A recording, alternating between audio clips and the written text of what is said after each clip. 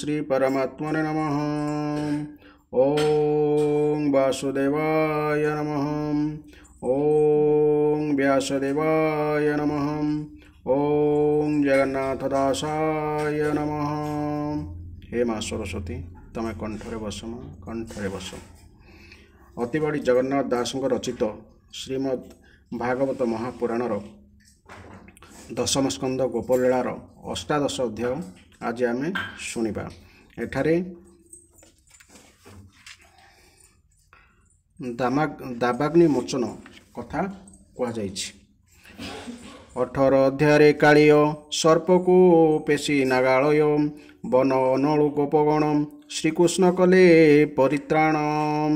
राजा परीक्षित उवाच बोलोई अभिमन्युसुत भमुनि कह भागवत केवण हेतु काली सर्प छाड़िला रमणक द्वीप।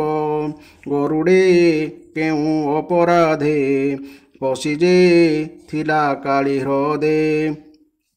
हरिचरण चिन्ह शिरे धरिण गला निजपुरे। एकथा कह मुनि मोते संसारो तरी विजे मन्ते। कहन्ति सुख मुनि तोषे श्रीकृष्ण चरण विश्वासे। श्री शुक उवाच शुणहो कालियर कथा तु मुख्य पदे शुद्धचेता। ब्रह्माजे संसार भियाई जे जहा मते स्थान देई। कालिय आदि जेते सर्प थोइला रमणक दीप। निर्भय होई थांती तही गरुड़े बड़ी भोजा देई। बनगहन वृक्ष मूले गरुड़ पूजन्ति सकले। मासके नाना उपहारे पाली पड़ई एक घरे। से बड़ी भोजा देई तो से पूजन्ति जीवनर आसे। एमंते कालियर घरे पाली पड़िला एक बारे। नागे कहिले तार आगे गरुड़ पूजा तोर भागे। शुणी कालिय तो सचिते संचासे कला नाना मते। दैवे नागंकर राजा अनेक कला बड़ी भोजा। वृक्षर मूले नहीं थोई अनेक वाद्य नाद बाई। कालिय विचारोई देखी गरुड़ बोली केड़े पक्षी। एतेक भोजा ताकू देवी तेबे से निर्भय होइबी। एमते बड़ लज्जा होई बासुकी मोर सान भाई। एक फणाके मही धरे मुकिंपा गरुड़ कुडरे। सहस्रे फणा अछि मोर गरुड़ केड़े बलियार। आजग जीवी तार बल निर्भय हेउ नागकूल। केओबा न जानती मोते ब्रह्मांड मध्ये छन्ति जेते। एमंत विचारिला मने सबु खाइला दुष्टपणे। बेढ़ीर हिले नाग बळे बोलोई मत गर्भ भोळे। जाओरे बोली आज्ञा देला आपणे बनस्ते रहिला। सहस्र फणा फुफु करी बदने अनल उद्गारी। एमंते रजनी होइला गरुड़ पक्षी विजे कला। गगन पुरीला सबदे कानने मिलिला आनंदे। वृक्षमूलकु देला चाही देखिला बड़ी भोजा नाही। मने पाइला गरु ताप मिलिला कालिय समीप। कोपे होई खगनाथ आवरी कालियर पथ। ଗର୍ଜେ ଗରୁଡ଼ କୋପ ଭୋରେ କାଳିଅ ମିଳିଲା ଛାମୁରେ ସହସ୍ର ଫଣା ମେଘ ପ୍ରାଏ ଦଂଶିଲା ଗରୁଡ଼ର ଦେହେ ଅର୍ଦ୍ଧଜୋ ଜନେ ଘୁଞ୍ଚିଗଲା ପୁଣି ହିଁ ଆଗେ ଓଗାଳିଲା ବିନତା ସୁତ ତାହା ଚାହିଁ ଚାପଡ଼େ ପ୍ରହାରିଲା ନେଇ ହରିଙ୍କି ବହଇ ଯେ କନ୍ଧେ ସେ କି ପଡ଼ଇ ପରମାଦେ ଗରୁଡ଼ ପକ୍ଷଘାତ ପାଇ କାଳିଅ ମୂର୍ଚ୍ଛାଗତ ହୋଇ ଘଡ଼ିକେ ଜୀବନ ପାଇଲା ପବନ ବେଗେ ପଳାଇଲା କାଳିନ୍ଦୀ ହ୍ରଦେ ପଶିଗଲା ପାତାଳ ବିବରେ ଲୁଚିଲା କାଳିଅ ତଦନ୍ତ ଜାଣଇ ଗରୁଡ଼ ଏଥି ନ ପଶଇ ପୂର୍ବେ ସେ ଅଛି ସାପ ପାଇ କାଳିନ୍ଦୀ ହ୍ରଦକୁ ନ ଯାଇ ନିର୍ଭୟେ ବନ୍ଧୁ ଜନ ସଙ୍ଗେ ଜଳେ ରହିଲା ନବରଙ୍ଗେ ଶୁଣିସା ନନ୍ଦ ନରପତି ମୁନିକି ଚାହିଁ ତୋଷପତି ରାଜା ପରୀକ୍ଷିତ ବାଚ ବୋଲୋଇ ନିସ୍ତରିଲି ମୁହିଁ ତୋର ବଚନେ ମନ ଦେଇ ଭମୁନି ଅସମ୍ଭବ କଥା ଗରୁଡ଼ ମହାବଳବନ୍ତା ଗୋବିନ୍ଦ ଯାହାର ଠାକୁର କେତାର ତୁଲେ ବଳିୟାର କାଳିନ୍ଦୀ ଜଳେ ନ ପଶିଲା ମୋତେ ତ ସନ୍ଦେହ ଲାଗିଲା ହସିବ ଲନ୍ତି ବ୍ୟାସ ସୁତ ଶୁଣ ହେ ନୃପତି ବୃତ୍ତାନ୍ତ ଶ୍ରୀ ଶୁକ ଉବାଚ ପୂର୍ବେ ସେ ନଦୀ ତୀରେ ବନେ ତପ କରନ୍ତି ମୁନି ଜନେ ସୌଭରି ନାମେ ମହାରୁଷି ତପ କରନ୍ତି କୂଳେ ବସି ମୁନିନି କଟେ ମିନ ଗଣେ ଖେଳୁଣ ଥାନ୍ତି ଅନୁକ୍ଷଣେ ବିଶ୍ୱାସ ଭାବେ ନୀତି ନୀତି ମୁନିକି ନ କରନ୍ତି ଭୀତି ଦିନେକ ପ୍ରଭାତର କାଳେ ଆସିମି ଲିଲେ ମତ୍ସ୍ୟବାଳେ ରୋହିତ ନାମେ ମତ୍ସ୍ୟରାଜ ଖେଳଇ ଉଭାରିଣ ଲାଞ୍ଜ ବାଳକ ମଧ୍ୟରେ କ୍ରୀଡ଼ା କରି ଦେଖନ୍ତି ମୁନି ସୌଭରି ଏମନ୍ତେ ଗରୁଡ଼ ମିଳିଲା କାଳିନ୍ଦୀ ଜଳକୁ ଚାହିଁଲା ଆହାର ଅର୍ଥେ ଉଡ଼ୁଥିଲା ଜଳରେ ମୀନକୁ ଦେଖିଲା ନିଶ୍ଚଳେ ମୀନ ଚରୁଥିଲା ଜଳହା ଦୋଳ କରିଦେଲା ନିଶ୍ଚିନ୍ତେ ବିହରଇ ମତ୍ସ୍ୟ ମୁନିତା ଦେଖନ୍ତି ପ୍ରତ୍ୟକ୍ଷ ମୁନି ବୋଲନ୍ତି ରହ ରହ ଏମାନେ ମୋରଟି ଦେହ ଗରୁଡ଼ ନ ଶୁଣିଲା କନେ ରୋହିତେ ଗିଳିଲା ବହନେ ଦେଖିଛ ଗୀତ ମୁନିବର କୋପେ କମ୍ପିଲେ ଗୁରୁତର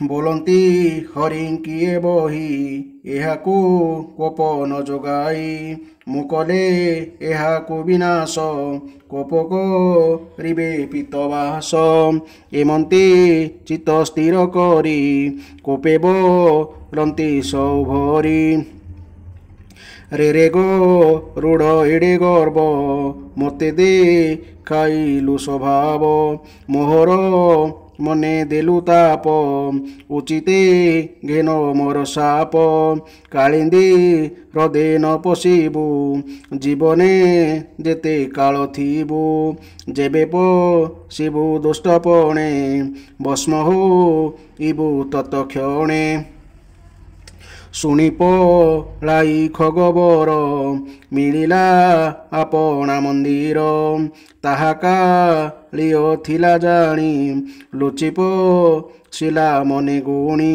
ଶୁଣ ପରୀକ୍ଷ ଦଣ୍ଡଧାରୀ କୂଳେ ବି ଜୟ ନରହରି କାଳିଅ ସୁକୁଟୁମ୍ବ ଘେନି ପୂଜି ସେ ଗଲା ପାଦ ବେନି।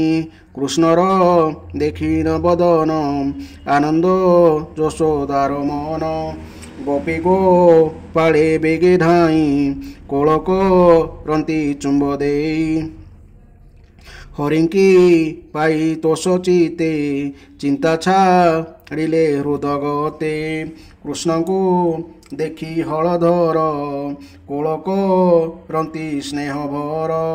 ଗାଈ ଗୋ ବଛା ଦେଖି ତ ସେ ରହିଲେ ମନର ହରସେ। ଆସିମି ଲିଲେ ବିପ୍ରଜନ ନନ୍ଦଙ୍କୁ ବୋଲନ୍ତି ବଞ୍ଚନ। ବୋଲନ୍ତି ଭାଗ୍ୟବନ୍ତ ତୁହି ହେମନ୍ତ ଦେଖିଲା ତ ନାହିଁ। ଏତେ ପଦୁ ପୁତ୍ର ତରି ନିଶ୍ଚୟ ରଖିଲେ ମୁରାରି। ପୂର୍ବେ ଯାହାର ପୁଣ୍ୟ ଥାଇ ସକଳ ଦୁଃଖ ସେ ତରଇ। କାଳିନ୍ଦୀ ବିଷ ଜଳ ଭଏ ପକ୍ଷିନ ଉଡ଼ନ୍ତି ବାଏ। କଲ୍ୟାଣ ହେଉ ତ କୁମରେ ବୋଲିଚ ଲିଲେ ବିପ୍ରବରେ। ଏମନ୍ତେ ହୋଇଲା ରଜନୀ ଗୋପାଳେ ରାମକୃଷ୍ଣ ଘେନି। ଗୋପକୁ ଯାଇ ନ ପାରିଲେ ରଜନୀ ବଞ୍ଚିବା ବୋଇଲେ। କ୍ଷୁଧା ପିପାସା ଦୁଃଖ ଭରେ ଶୋଇଲେ କାଳିନ୍ଦୀର ତୀରେ। ଏମନ୍ତେ ଶୁଣ ମହିପତି ଅଗ୍ନି ବେଢ଼ିଲା ଚୌକତି। ଦଇବେ ନିଦା ଘର କାଳ ପବନ ବହଇ ପ୍ରବଳ। ପ୍ରଳୟ ଅଗ୍ନି ପ୍ରାୟ ହୋଇ ବେଢ଼ିଲା ଗୋପାଳଙ୍କୁ ଯାଇ।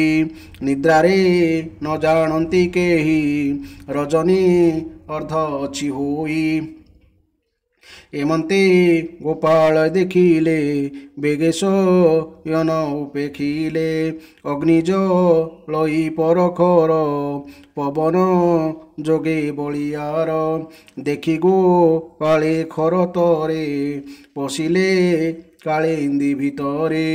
ଡାକନ୍ତି ରଖ ନାରାୟଣ ଗୋକୁଳ ତୋହର ଶରଣ। କୃଷ୍ଣ ତୁ ସଙ୍କଟ ତାରିଲୁ ତୁ ନାଥ ପରମ ଦୟାଳୁ।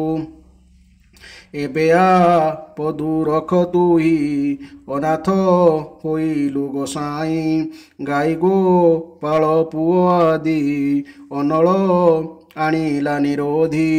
ଗୋକୁଳ କଷ୍ଟ ଦେଖି ହରି ଅନନ୍ତ ମାୟା ଯୁଗ କଇ। ଦାସବ ଛଳ ଗୋପୀନାଥ ଅନଳ କଲେ ଗର୍ଭଗତ। ମାୟାରେ ଜଳଧର ଆସି ବୃଷ୍ଟି କରନ୍ତି ବନେ ପଶି। ତକ୍ଷଣେ ଅନଳ ଲିଭିଲା ରବି କିରଣ ପ୍ରକାଶିଲା। ଶୁଭେ ପାଇଲା ଘୋର ନିଶି ନିର୍ମଳ ଦଶ ଦିଗ ଦିଶି। ଯେ ହରି ମହିମା ଅନନ୍ତ ଅନନ୍ତ ଶକ୍ତି ଗୁଣେ ଯୁତ। ଗୋପ ଗୋକୁଳ ରକ୍ଷା କରି ଗୋପେ ମିଳିଲେ ନରହରି। ଗୋପାଳେ ହୋଇଲେ ଉଷତ କହିଲା ଦାସ ଜଗନ୍ନାଥ। ଇତି ଶ୍ରୀମଦ୍ଭାଗବତେ ମହାପୁରାଣେ ପରମହଂସ୍ୟା ସଂହିତାୟା ଦଶମ ସ୍କନ୍ଧେ ଦାବାଗ୍ନିମୋଚନ ନାମ ଅଷ୍ଟାଦଶୋଧ୍ୟାୟଃ। ମହାଭାରତ ଆଦି ପର୍ବରେ ଏହି ବିଷୟରେ ଗୋଟିଏ ଆଖ୍ୟାନ ଅଛି। ଏକଦା ସର୍ପମାତା କଦ୍ରୁ ଓ ଗରୁଡ଼ଙ୍କ ମାତା ବିନତା ଦୂରରୁ ଉଚ୍ଚୈଃଶ୍ରବା ଅଶ୍ୱକୁ ଦେଖି ତାହାର ଲାଞ୍ଜ କଳା ଅଥବା ଧଳା ଏଥିନେଇ ବାଜି ରଖିଲେ। ସର୍ତ୍ତ ଥିଲା ଯିଏ ହାରିଯିବ ସେ ଅନ୍ୟର ଦାସୀ ହୋଇ ରହିବ। ବିନତା ସର୍ବାଙ୍ଗ ଧଳା ବୋଲି କହି ଠିକ୍ ଉତ୍ତର ଦେଲେ, କିନ୍ତୁ କଦ୍ରୁ କହିଲେ ଅଶ୍ୱର ଦେହ ଧଳା ହୋଇଥିଲେ ମଧ୍ୟ ଲାଞ୍ଜ କଳା ଅଟେ। କିଛି ସମୟ ପରେ କଦ୍ରୁ ନିଜେ ହାରିଯିବେ ବୋଲି ଅନୁଭବ କରି କୌଶଳ କ୍ରମେ ଉଚ୍ଚୈଃଶ୍ରବା ଅଶ୍ୱର ଲାଞ୍ଜ କଳା କରିଦେବାକୁ ପୁତ୍ରମାନଙ୍କୁ କହିଲେ। ପରଦିନ ସର୍ପମାନେ କଳା ବାଳ ପରି ହୋଇ ଅଶ୍ୱ ଲାଞ୍ଜରେ ଲାଖି ରହି କଦ୍ରୁଙ୍କ ଉକ୍ତିକୁ ସତ୍ୟ ପ୍ରମାଣିତ କରାଇଦେଲେ। ବିନତା ଛଳନାପୂର୍ଣ୍ଣ ବାଜିରେ ହାରିଯାଇ ସପତ୍ନୀ କଦ୍ରୁଙ୍କର ଦାସୀ ହୋଇ ରହିଲେ। ପରବର୍ତ୍ତୀ କାଳରେ ଗରୁଡ଼ ସ୍ୱର୍ଗରୁ ଅମୃତ ଆଣି ସର୍ପକୁ ଦେଇ ମାତା ବିନତାକୁ ଦାସୀପୁଣରୁ ମୁକ୍ତ କରିଥିଲେ। ହେଁ ମାତାଙ୍କ ପ୍ରତି କରାଯାଇଥିବା ଏହି ପ୍ରତାରଣାକୁ ସ୍ମରଣ କରି ସର୍ପମାନଙ୍କୁ ଖାଇଯାଉଥିଲେ ଏବଂ ଅନେକ ସର୍ପକୁ ଅଯଥା ମାରି ପକାଉଥିଲେ। ସର୍ପମାନେ ଭୟଭୀତ ହୋଇ ବ୍ରହ୍ମାଙ୍କ ନିକଟରେ ପ୍ରତିକାର ପାଇଁ ଅନୁରୋଧ କରିବାରୁ ବ୍ରହ୍ମା କହିଲେ, ତୁମ୍ଭେମାନେ ପ୍ରତି ମାସର ଅମାବାସ୍ୟା ଦିନ ପାଳି କରି ଗରୁଡ଼ ପାଇଁ ଆହାର ପଠାଇବ। ସେହିଦିନଠାରୁ ସର୍ପମାନେ ପାଳି କରି ପ୍ରତି ମାସରେ ଗୋଟିଏ ଲେଖାଏଁ ସର୍ପ ଗରୁଡ଼ଙ୍କ ପାଇଁ ପଠାଉଥିଲେ। ଗରୁଡ଼ଙ୍କର ମାତା ହେଲେ ବିନତା। ଆମେ ବ୍ୟାଖ୍ୟାଟା ଶୁଣିବା। ବ୍ୟାଖ୍ୟାଟି କାଳିଅ ନାଗ କାଳିଅ ହ୍ରଦକୁ ଆସିବାର କାରଣ ତଥା ଭଗବାନଙ୍କ ଦ୍ୱାରା ବ୍ରଜବାସୀମାନଙ୍କୁ ଦାବାନଳରୁ ଉଦ୍ଧାର କଥା ଆମେ ଏହି ବ୍ୟାଖ୍ୟାରେ ଶୁଣିବା। ରାଜା ପରୀକ୍ଷିତ ପଚାରିଲେ, ଭଗବାନ କାଳିଅ ନାଗମାନଙ୍କର ବାସସ୍ଥାନ ରମଣକ ଦ୍ୱୀପ ଛାଡ଼ି କାହିଁକି ଚାଲି ଆସିଥିଲା? ସେ ଗରୁଡ଼ଙ୍କର କି ଅପରାଧ କରିଥିଲା? ଶ୍ରୀ ଶୁକଦେବ କହିଲେ, ହେ ପରୀକ୍ଷିତ, ପୂର୍ବ କାଳରେ ଗରୁଡ଼ ଓ ସର୍ପମାନଙ୍କ ମଧ୍ୟରେ ଏକ ଚୁକ୍ତି ହୋଇଥିଲା ଯେ ସର୍ପମାନେ ପ୍ରତି ମାସରେ ଗରୁଡ଼ଙ୍କ ନିମନ୍ତେ ଗୋଟିଏ ନିର୍ଦ୍ଦିଷ୍ଟ ବୃକ୍ଷ ତଳେ ଉପହାର ସାମଗ୍ରୀ ରୂପେ ଗୋଟିଏ ଗୋଟିଏ ସର୍ପ ଅର୍ପଣ କରୁଥିବେ। ସେହି ଚୁକ୍ତି ଅନୁଯାୟୀ ସର୍ପମାନେ ପାଳି କରି ପ୍ରତ୍ୟେକ ଅମାବାସ୍ୟା ଦିନ ମହାତ୍ମା ଗରୁଡ଼ଙ୍କୁ ନିଜ ନିଜ ଭାଗ ଅନୁସାରେ ଆହାର ଯୋଗାଇ ଆସୁଥିଲେ। ସେହି ସର୍ପମାନଙ୍କ ମଧ୍ୟରେ କଦ୍ରୁ ପୁତ୍ର କାଳିଅନାଗ ନିଜର ବିଷ ଓ ଶାରୀରିକ ବଳରେ ବଳିୟାନ ହୋଇ ଅତ୍ୟନ୍ତ ଗର୍ବୀ ହୋଇଯାଇଥିଲା। ସେ ଗରୁଡ଼ଙ୍କୁ ବେଖାତିର କରି ନିଜେ ତ ବଳି ଦେବା ବନ୍ଦ କରିଦେଲା, ତା ଛଡ଼ା ଅନ୍ୟମାନେ ଦେଉଥିବା ବଳି ନିଜେ ଖାଇଯିବାକୁ ଲାଗିଲା। ହେ ପରୀକ୍ଷିତ, ଏକଥା ଶୁଣି ଭଗବାନଙ୍କର ପ୍ରିୟ ପାର୍ଷଦ ଶକ୍ତିଶାଳୀ ଗରୁଡ଼ଙ୍କ ମନରେ ଭୀଷଣ କ୍ରୋଧ ହେଲା। ତେଣୁ ସେ କାଳିଅ ନାଗକୁ ମାରିଦେବା ଉଦ୍ଦେଶ୍ୟରେ ପ୍ରଚଣ୍ଡ ବେଗରେ ତାକୁ ଆକ୍ରମଣ କଲେ। ତାକୁ ଆକ୍ରମଣ କରିବା ନିମନ୍ତେ ଗରୁଡ଼ ପ୍ରଚଣ୍ଡ ବେଗରେ ମାଡ଼ି ଆସୁଛନ୍ତି ଦେଖି ବିଷଧର କାଳିଅ ନିଜର 101 ଫଣା ଟେକି କ୍ରୋଧରେ ଭୟଙ୍କର ଆଖି କରି ଗରୁଡ଼ଙ୍କ ଉପରକୁ ଝପଟିଗଲା। ତାର ଏକମାତ୍ର ଶସ୍ତ୍ର ଥିଲା ତାର ଦାନ୍ତ। ତେଣୁ ସେ ଭୟଙ୍କର ଜୀଭ ଲହଲହ କରି ଓ ଫଁ ଫଁ ଗର୍ଜନ ଛାଡ଼ିଯାଇ ତାକୁ ଚୋଟ ମାରିଦେଲା। ବିନତା ପୁତ୍ର ଗରୁଡ଼ ତ ଥିଲେ ଭଗବାନ ମଧୁସୂଦନଙ୍କର ବାହନ ତଥା ବେଗ ଓ ପରାକ୍ରମରେ ଅତୁଳନୀୟ। କାଳିଅର ଏହି ଦୁଃସାହସ ଦେଖି ତାଙ୍କ କ୍ରୋଧ ଆହୁରି ବଢ଼ିଗଲା। ସେହି କାଳିଅ ନାଗକୁ ଟେକି ଫୋପାଡ଼ି ଦେଲେ ଏବଂ ନିଜର ସ୍ୱର୍ଣ୍ଣିମ ବାମ ଡେଣାରେ ତାକୁ ଭୀଷଣ ପ୍ରହାର କଲେ। ତାଙ୍କର ଡେଣା ଆଘାତରେ କାଳିଅ ଆହତ ହୋଇଗଲା। ସେ ପ୍ରାଣ ବିକଳରେ ସେଠାରୁ ଧାଇଁ ପଳେଇ ଆସି ଯମୁନାର ଏହି ହ୍ରଦରେ ପଶିଗଲା। ଏହି ହ୍ରଦକୁ ଆସିବା ଗରୁଡ଼ଙ୍କ ପାଇଁ ବିପଦଜନକ ଥିଲା। ତାହା ଦେଖି ଏହା ଏତେ ଗଭୀର ଥିଲା ଯେ ଏଥିରେ ପଶିବାକୁ କେହି ସାହସ କରୁନଥିଲେ। କଥା କ'ଣ କି, ପୂର୍ବେ ସେହି ହ୍ରଦରେ ବହୁତ ମାଛ ରହୁଥିଲେ। ଦିନେ କ୍ଷୁଧାତୁର ହୋଇ ଗରୁଡ଼ ସେଠାକୁ ମାଛ ଖାଇବାକୁ ଚାଲି ଆସିଲେ। ସେଠାରେ ତପସ୍ୟା କରୁଥିବା ସୌଭରୀ ଋଷି ମନା କରିବା ସତ୍ତ୍ୱେ ଗରୁଡ଼ ସେଠାରୁ ନିଜର ଇଚ୍ଛା ମୁତାବକ ବଡ଼ ମାଛଟି ଧରି ଖାଇଗଲେ। ସେହି ମାଛଟି ଥିଲା ସେଠାର ମାଛମାନଙ୍କର ରାଜା। ନିଜର ରାଜା ମରିଯା ଦେଖି ମାଛମାନେ ଶୋକରେ ବ୍ୟାକୁଳ ହୋଇଗଲେ। ସେମାନଙ୍କର ଶୋକ ଦେଖି ମହର୍ଷି ସୌଭରୀଙ୍କ ମନରେ ଦୟା ଆସିଲା। ସେହି ହ୍ରଦରେ ରହୁଥିବା ସବୁ ପ୍ରାଣୀଙ୍କ ହିତ ନିମନ୍ତେ ସୌଭରୀ ଗରୁଡ଼ଙ୍କୁ ଅଭିଶାପ ଦେଇଦେଲେ। ଅଭିଶାପ ଦେଇ ସେ କହିଲେ, ମୁଁ ଏହା ତ୍ରିବାର ସତ୍ୟ କରି କହୁଛି ଯେ ଯଦି ଗରୁଡ଼ ପୁଣି କେବେ ଆସି ଏହି ହ୍ରଦରୁ ମାଛ ଖାଇବେ ତେବେ ସେହି କ୍ଷଣି ତାଙ୍କର ଜୀବନ ଚାଲିଯିବ। ହେ ପରୀକ୍ଷିତ, ମହର୍ଷି ସୌଭରୀଙ୍କର ଏହି ଅଭିଶାପ କଥା କାଳିଅ ନାଗ ବ୍ୟତୀତ ଅନ୍ୟ କୌଣସି ସର୍ପ ଜାଣିନଥିଲେ। ତେଣୁ ଗରୁଡ଼ଙ୍କ ଭୟରେ ପଳେଇ ଆସି ସେହି ହ୍ରଦରେ ରହୁଥିଲା। ବର୍ତ୍ତମାନ ଭଗବାନ ଶ୍ରୀକୃଷ୍ଣ ତାଙ୍କୁ ନିର୍ଭୟ କରିଦେଇ ସେଠାରୁ ରମଣକ ଦ୍ୱୀପକୁ ପଠାଇଦେଲେ। ହେ ପରୀକ୍ଷିତ, ଭଗବାନ ଶ୍ରୀକୃଷ୍ଣ ନାଗପତ୍ନୀମାନଙ୍କ ଦ୍ୱାରା ପ୍ରଦତ୍ତ ଦିବ୍ୟମାଳା, ଗନ୍ଧ, ବସ୍ତ୍ର, ବହୁମୂଲ୍ୟ ମଣି ଓ ସୁବର୍ଣ୍ଣମୟ ଆଭୂଷଣରେ ବିଭୂଷିତ ହୋଇ କାଳିଅ ହ୍ରଦରୁ ବାହାରି ଆସିଲେ। ଇନ୍ଦ୍ରିୟମାନେ ଯେପରି ପ୍ରାଣ ପାଇଗଲେ ସଚେତ ହୋଇଯାଆନ୍ତି, ତାଙ୍କୁ ଦେଖି ବ୍ରଜବାସୀମାନେ ସେହିପରି ଉଠି ଠିଆ ହୋଇଗଲେ। ସେମାନେ ସ୍ନେହାଧିକ୍ୟ ପ୍ରସନ୍ନତାର ସହିତ ନିଜ ପ୍ରାଣଧନ କହ୍ନେଇକୁ ଛାତିରେ ଭିଡ଼ି ଧରିଲେ। ହେ ପରୀକ୍ଷିତ, ଯଶୋଦାରାଣୀ, ରୋହିଣୀ, ନନ୍ଦରାଜା, ଗୋପୀ ଗୋପାଳ ସମସ୍ତେ ଶ୍ରୀକୃଷ୍ଣଙ୍କୁ ପାଇ ଆନନ୍ଦିତ ହୋଇଗଲେ। ସେମାନଙ୍କର ମନୋରଥ ପୂର୍ଣ୍ଣ ହୋଇଗଲା। ବଳରାମ ତ ଭଗବାନଙ୍କର ପ୍ରଭାବ ଜାଣିଥିଲେ, ତେଣୁ ସେ ଶ୍ରୀକୃଷ୍ଣଙ୍କୁ କୋଳାଗ୍ରତ କରି ଟିକିଏ ହସିଦେଲେ। ପର୍ବତ, ବୃକ୍ଷ, ଗାଈ, ବଳଦ, ବାଛୁରୀ ସମସ୍ତେ ଆନନ୍ଦମଗ୍ନ ହୋଇଗଲେ। ଗୋପାଳମାନଙ୍କର କୁଳଗୁରୁ ବ୍ରାହ୍ମଣମାନେ ନିଜ ନିଜର ପତ୍ନୀକୁ ସଙ୍ଗରେ ନେଇ ନନ୍ଦ ପାଖକୁ ଆସିଲେ। ସେମାନେ କହିଲେ, ଆହେ ନନ୍ଦ, ତୁମ ପୁଅକୁ କାଳିଅ ବାନ୍ଧି ରଖିଥିଲା। ସେ ତାପରି ଦୁଷ୍ଟମୋହରୁ ମଧ୍ୟ ଖସି ଆସିଲେ। ଏହା ବଡ଼ ସୌଭାଗ୍ୟର ବିଷୟ। ଶ୍ରୀକୃଷ୍ଣ ଏ ଯେଉଁ ମୃତ୍ୟୁ ମୁଖର ମୁକୁଳି ଆସିଲେ, ଏହି ଉପଲକ୍ଷେ ତୁମ୍ଭେ ବ୍ରାହ୍ମଣମାନଙ୍କୁ ଦାନ ଆଦି କର। ହେ ପରୀକ୍ଷିତ, ବ୍ରାହ୍ମଣମାନଙ୍କର କଥା ଶୁଣି ନନ୍ଦ ଆନନ୍ଦିତ ହେଲେ। ସେ ବ୍ରାହ୍ମଣମାନଙ୍କୁ ବହୁ ପରିମାଣରେ ସୁବର୍ଣ୍ଣ ଓ ଗାଈ ଦାନ କଲେ। परम सौभाग्यवती ଯଶୋଦା ମଧ୍ୟ କାଳ କବଳରୁ ମୁକ୍ତ ହୋଇ ଆସିଥିବା ନିଜର ପ୍ରାଣଧନକୁ କୋଳକୁ ଆଉଜେଇ ନେଲେ। ତାଙ୍କ ନୟନରୁ ବାରମ୍ବାର ଆନନ୍ଦର ଅଶ୍ରୁ ଝରିବାକୁ ଲାଗିଲା। ହେ ରାଜେନ୍ଦ୍ର, ବ୍ରଜବାସୀ ଓ ଗାଈଗୋରୁ ସମସ୍ତେ କ୍ଳାନ୍ତ ହୋଇଯାଇଥିଲେ। ସେମାନଙ୍କୁ ଭୀଷଣ ଭୋକ ଶୋଷ ମଧ୍ୟ ଲାଗୁଥାଏ। ତେଣୁ ସେହି ରାତିରେ ସେମାନେ ଆଉ ବ୍ରଜକୁ ଫେରି ପାରିଲେ ନାହିଁ। ସମସ୍ତେ ଯମୁନା ତଟରେ ଶୋଇପଡ଼ିଲେ। ଖରା ଦିନ ହୋଇଥାଏ। ଆଖପାଖର ଘାସ ସବୁ ଶୁଖି ଯାଇଥାଏ। ଅଧରାତି ବେଳକୁ ବଣରେ ନିଆଁ ଲାଗିଗଲା। ସେହି ନିଆଁ ମାଡ଼ି ଆସି ଶୋଇଥିବା ବ୍ରଜବାସୀମାନଙ୍କୁ ଚତୁର୍ଦିଗରୁ ଘେରିଗଲା। ସେମାନଙ୍କ ଦେହରେ ନିଆଁ ଧାସ ବାଜିଲା। ନିଆଁ ଧାସ ବାଜିବାରୁ ସେମାନେ ଧଡ଼ପଡ଼ ହୋଇ ଉଠିଲେ ଏବଂ ଲୀଳାପୁରୁଷ ଶ୍ରୀକୃଷ୍ଣଙ୍କ ଶରଣ ପଶିଲେ। ସମସ୍ତେ କହି ଉଠିଲେ, ହେ ପ୍ରିୟ ଶ୍ରୀକୃଷ୍ଣ, ହେ ଶ୍ୟାମ ସୁନ୍ଦର, ଏ ମହାଭାଗ୍ୟବାନ ବଳରାମ, ତୁମ ଦୁହିଁଙ୍କ ବଳ ବିକ୍ରମ ଅନନ୍ତ। ଦେଖ ଦେଖ, ନିଆଁ ମାଡ଼ି ଆସି ଆମ ସମସ୍ତଙ୍କୁ ପୋଡ଼ି ଦେବାକୁ ବସିଲାଣି। ଆମେ ସବୁ ତୁମର ନିଜ ଲୋକ। ତୁମର ସକଳ ସାମର୍ଥ୍ୟ ରହିଛି। ଆମେ ସବୁ ତୁମର ବନ୍ଧୁଜନ। ଆମକୁ ଏହି ପ୍ରଳୟଙ୍କର ପ୍ରଚଣ୍ଡ ଅଗ୍ନିରୁ ରକ୍ଷା କର, ରକ୍ଷା କର ପ୍ରଭୁ। ଆମେ ମରଣକୁ ଡରୁନୁ, କିନ୍ତୁ ତୁମର ଭୟହାରୀ ଚରଣ କମଳ ଛାଡ଼ିବାକୁ ଆମେ ଅସମର୍ଥ। ଭଗବାନ ତ ଅନନ୍ତ, ସେ ଅନନ୍ତ ଶକ୍ତି ଧାରଣ କରନ୍ତି। ତେଣୁ ଜଗଦୀଶ୍ୱର ଭଗବାନ ଶ୍ରୀକୃଷ୍ଣ ତାଙ୍କର ଆପଣାର ଲୋକମାନେ ଏପରି ବ୍ୟାକୁଳ ହେଉଥିବା ଦେଖି ସେମାନଙ୍କୁ ରକ୍ଷା କରିବା ନିମନ୍ତେ ସେହି ଭୟଙ୍କର ଅଗ୍ନିକୁ ପିଇଦେଲେ। ଏହିପରି ଭାବରେ ଶ୍ରୀକୃଷ୍ଣ ବ୍ରଜବାସୀଙ୍କୁ ଅଗ୍ନିରୁ ମଧ୍ୟ ରକ୍ଷା କରିଥିଲେ। ଠିକ୍ ଏହିଭଳି ଭାବରେ ଅତିବଡ଼ି ଜଗନ୍ନାଥ ଦାସଙ୍କର ପଦ୍ୟାନ୍ତରୀ ଏବଂ ତା'ର ବ୍ୟାଖ୍ୟା ଶୁଣିବା ପାଇଁ ଚ୍ୟାନେଲଟିକୁ ସବସ୍କ୍ରାଇବ୍ କରିବାକୁ ଭୁଲିବେ ନାହିଁ ଏବଂ ଏହି ଆମର ପବିତ୍ର ଗ୍ରନ୍ଥର କଥାମୃତକୁ ଜନମାନସକୁ ପହଞ୍ଚାଇବା ପାଇଁ ମଧ୍ୟ ପ୍ରୟାସ କରିବେ ଏବଂ ଭଲ ଲାଗିଲେ ନିଶ୍ଚିତ ସେୟାର କରିବେ। ଏହାଦ୍ୱାରା ଆମର ଧର୍ମ ଓ ଆମେ ମଧ୍ୟ ସୁରକ୍ଷିତ ହୋଇପାରିବା। ଜୟ ଜଗନ୍ନାଥ, ଜୟ ଜଗନ୍ନାଥ, ଜୟ ଜଗନ୍ନାଥ।